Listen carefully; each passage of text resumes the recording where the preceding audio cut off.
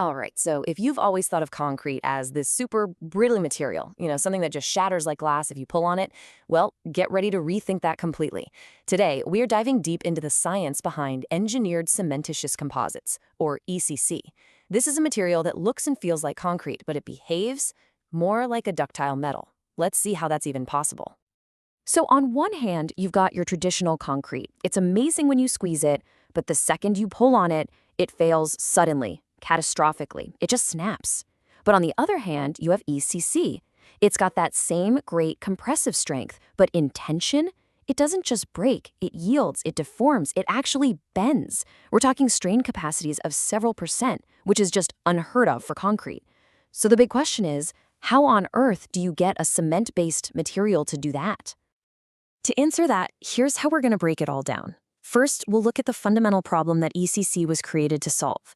Then we'll get into its really unique behavior and unpack the two micromechanical rules that make it all happen. From there, we'll introduce the one critical tool engineers use to apply these rules, see how it's used to literally tailor the material at the nanoscale, and finally talk about what this means for the future of how we design materials. Okay, so let's start with the core issue. That inherent brittleness of concrete has always been its biggest weakness. For decades, engineers have been trying to get around this, and the first big idea was, hey, let's start mixing fibers into it. And this gave us fiber-reinforced concrete, or FRC.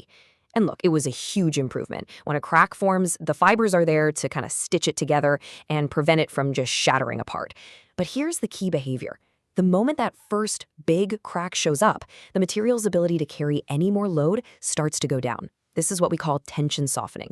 It's a less disastrous failure for sure, but it's still a failure that's all about one single growing crack. ECC, though, is a whole different ballgame. Instead of just making the failure a little bit nicer, it completely changes the physics of how the material behaves when you pull on it.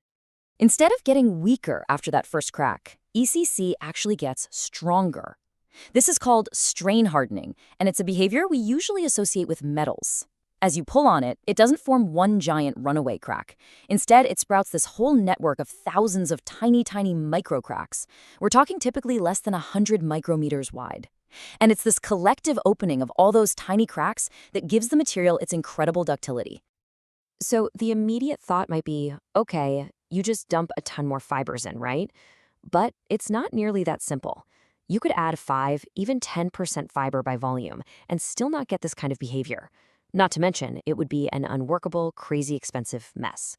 The real secret to ECC isn't about the amount of fibers, it's about the intelligence of the design. And that design, it's not based on trial and error. It's a predictive science that's built on a foundation of micromechanics.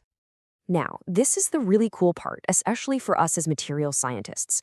The entire ECC philosophy isn't about following a recipe. It's about engineering the interactions between the fiber, the matrix, and the boundary between them, right from the microscopic level. And it all hinges on satisfying two fundamental conditions. These are the two pillars of ECC design, a strength criterion and an energy criterion. If you can get both of these right, you get that amazing ductility. But if you get even one of them wrong, you're right back to a brittle material. Okay, let's break down rule number 1. Just imagine a crack has formed, and it's being held together by all these little fiber bridges. For the material to spread the damage by forming a new crack somewhere else, the stress it takes to start that new crack has to be less than what those fiber bridges can handle. If it's not, the bridges just break first, the old crack gets whiter, and that's it. Game over. The second rule is all about balancing energy. In a normal brittle material, a crack can become like a runaway freight train.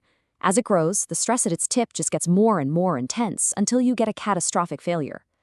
To get all those tiny microcracks we want, you have to prevent that. The crack needs to grow in what we call a steady state, where its opening stays constant.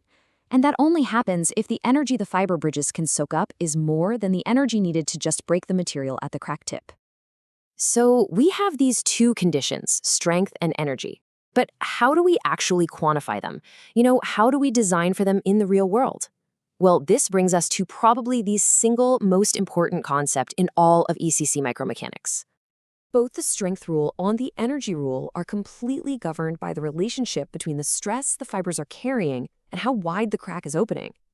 This is called the sigma-delta curve, and you can think of it as the fingerprint of the material's ductility. It basically describes the collective tug of war that thousands of fibers are playing across a crack. If you can understand and control this curve, you can design a ductile concrete.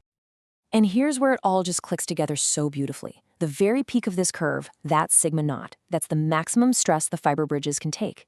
That number directly governs our strength criterion. Then, the area underneath the curve, which we call J prime, represents the total energy absorbed as the fibers pull out. And that, of course, governs our energy criterion.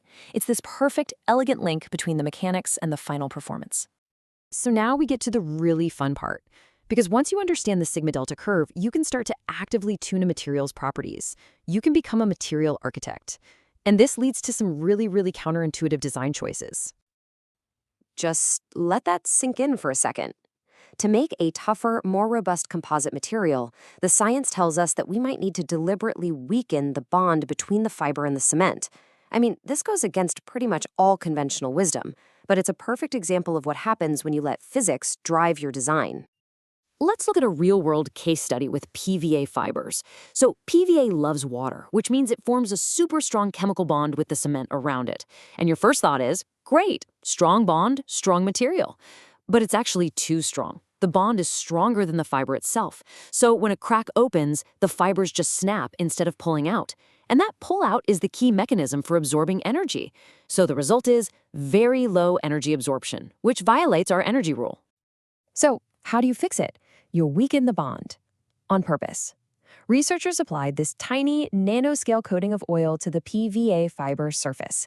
And just look at the chart. Adding a mere 1.2% coating by weight causes the chemical bond energy to plummet from over 4.7 all the way down to about 1.6 joules per meter squared. It's a gigantic reduction from a seemingly insignificant change. And this is the punchline. This brilliantly shows the power of this entire approach. That tiny change, deliberately weakening the bond, had a massive impact on the final material properties. The ultimate strain capacity of the composite shoots up from less than 1% to nearly 5%. That's almost a 500% increase in ductility, all achieved by scientifically tailoring the fiber matrix interface based on micromechanical principles. Okay, so let's zoom out and just think about the big picture here for a second. What does this way of thinking really mean for the field of materials science? Well, the old way of developing materials like FRC was, let's be honest, a bit like cooking. You try a recipe, see what happens, and then tweak the ingredients. The ECC approach is totally different. It's about designing from first principles. It's using physics to predict how a material will behave before you even mix the first batch. It's targeted, it's efficient, and it's incredibly powerful. So the bottom line, the key takeaway for anyone working in this field is this. Micromechanics gives us the quantitative link between the tiny things we can control, like fiber coatings or matrix properties, and the big picture performance we want, like ductility. It's what turns material development from a kind of art form into a truly predictive science. And of course, this leaves us with one last fascinating thought. We've just seen how this approach can make concrete bend. But if we can truly engineer materials from the microscale up, what other impossible properties are now actually within our reach? What comes next? Well, that's up to the next generation of materials scientists. Thanks for joining me.